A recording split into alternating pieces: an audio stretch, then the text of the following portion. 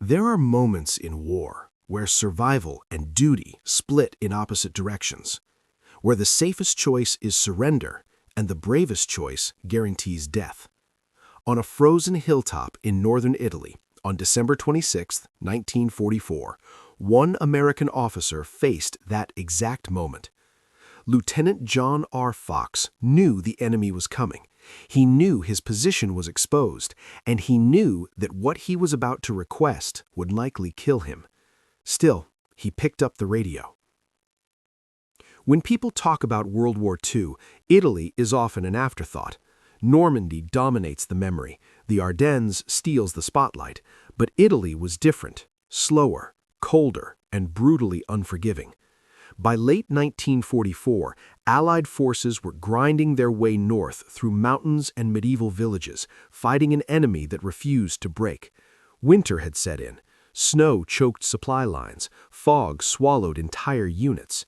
It was here, in this overlooked theater, that some of the war's quietest acts of heroism took place, and one of them would come from a small village called Somocolonia.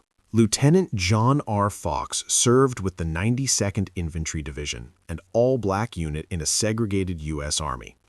They fought two wars at once, one against the Germans and another against doubt from their own side. Many commanders questioned their ability. Some expected failure. Others barely expected anything at all. Fox understood this pressure.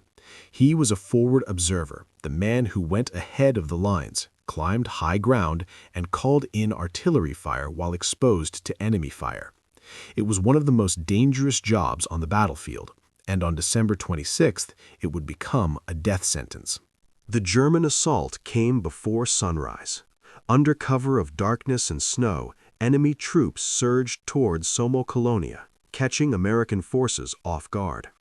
The village erupted into confusion, gunfire echoing through stone streets, orders shouted over the wind.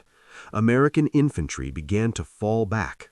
Fox moved to an elevated position overlooking the town, exactly where a forward observer was supposed to be.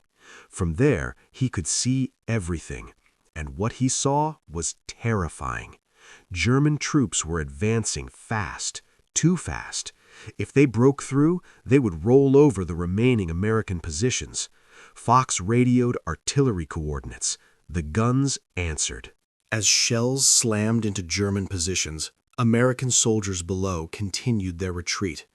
One by one, Fox realized something chilling. He was alone.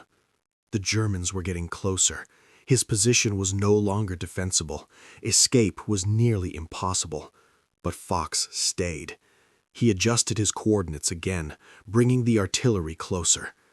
The radio crackled. "Lieutenant, that's getting close." Fox acknowledged it calmly. He could hear enemy voices now, footsteps in the snow, the sound of rifles being readied. He gave another correction. Closer still. The voice on the other end of the radio hesitated. "Fox, those rounds are going to hit your position." There was a pause. Fox understood exactly what that meant. Then he answered, "Fire it. There are more of them than there are of us." The order was repeated. The guns fired. The last transmission from Lieutenant John R. Fox faded into static. Moments later, artillery shells tore into the hilltop, exactly where he stood. When the barrage ended, the German advance had stopped. Their momentum was shattered, their assault broken. American forces regrouped and stabilized their lines. Fox's decision, his final decision, had worked. When the area was later secured, his body was found near his observation post, surrounded by shell craters. He had never tried to run. In 1944, Fox received a Distinguished Service Cross. It was not the honor his actions deserved. For decades, his story remained largely unknown, buried in reports, overshadowed by larger battles, and quietly ignored in a segregated military system. It wasn't until 1997, more than 52 years later, that the United States finally corrected the record. Lieutenant John R. Fox was posthumously awarded the Medal of Honor. John R. Fox didn't die charging a machine gun nest. He didn't fall in a famous invasion.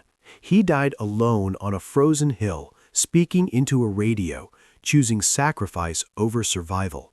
Not because he was ordered to, but because someone had to stop the enemy. And in that moment, he decided it would be him.